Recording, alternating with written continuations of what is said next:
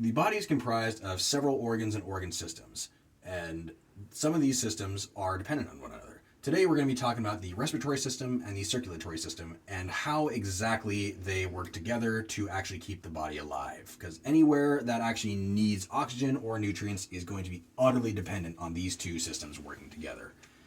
So, to begin with, air is brought into the lungs through flexing the diaphragm and the costal muscles, which brings air in through the nasal and oral passages down to the pharynx and then through the larynx.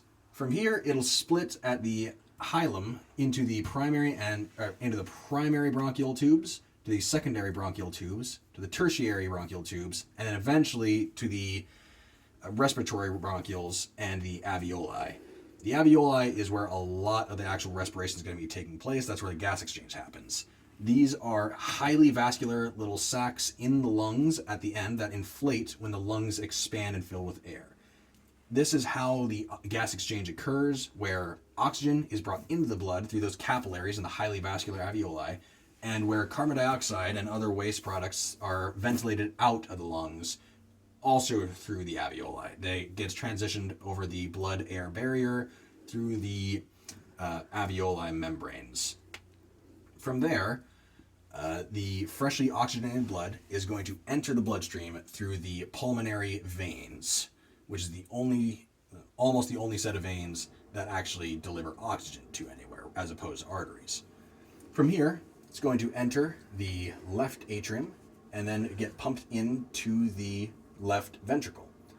From there, the valve, the mitral valve to the atrium, will be closed by the pressure, and the aortic semilunar valve will open, and when it pumps, it will force the blood out through the aorta, where it will immediately branch off into the brachiocephalic, the left common carotid, and the left subclavian branches.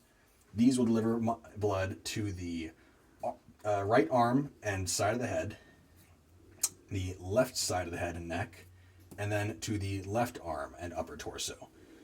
From here, we become the descending aorta, which travels down the body and picks up right around here on the human body, where it becomes really around here on the human body, where it becomes the thoracic aorta, and then a little bit further down where it becomes the abdominal aorta, which then splits into the common iliac arteries, femoral, and etc.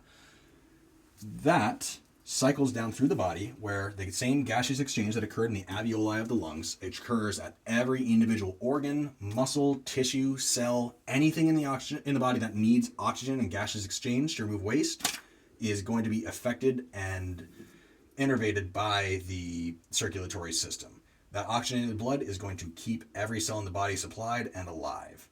From here, at these same capillaries, just like in the alveoli, you are going to have that gas exchange, and the CO2 from those cells and other waste products are going to enter the blood, where it's going to now become veins. Veins, as opposed to arteries, to take blood and deliver them back to the heart, which is why in the case of the pulmonary veins, which coming back to the heart, they were still filled with oxygen. Typically, they're filled with carbon dioxide, and they are more of a blue appearance rather than a bright red due to the iron no longer having oxygen to saturate it. The deoxygenated blood is then brought back through the veins and eventually culminates in the three major pathways into the heart, being the inferior vena cava, the superior vena cava, and now that we can really see it here, the coronary sinus, which is would be somewhere in here, but we can't quite see it on this diagram.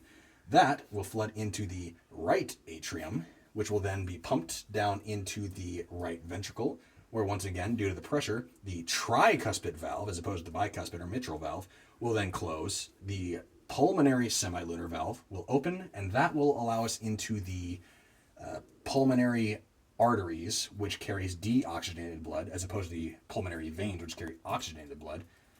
And we'll then begin the cycle over again, where we're going to get to the capillaries and the alveoli that they are part of, where the gaseous exchange is going to happen. CO2 is going to be exchanged out into the air, oxygen is going to be brought into the blood, and the system starts over. Once again, we re-enter the heart, right or left atrium, left ventricle, body, then back into there, right atrium, right ventricle, lungs, and that is the entire cycle, and that is how the body replenishes its oxygen supply.